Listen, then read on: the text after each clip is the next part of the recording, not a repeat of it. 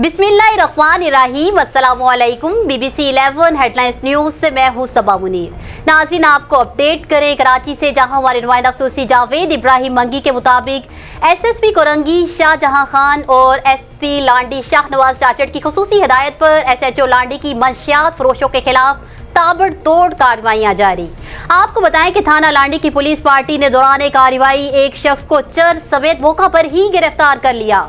तफसीलात के मुताबिक दौरान कार्रवाई गिरफ्तार शुदा मुलजिम से 120 ग्राम चर्स, 1 अदद मोबाइल फोन, 1 अदद पर्स बरामद हुआ। मुलजिम को मजीद तफ्तीश के लिए थाना लांडी में SIO के सुपुर्द कर दिया गया। याद रहे नाज़रीन, मुलजिम 2020 में भी मोटरसाइकिल चोरी के मुकदमे में हवालात में रह चुका है। न्यूज स्टूडियो से फिल वक्त इतना ही।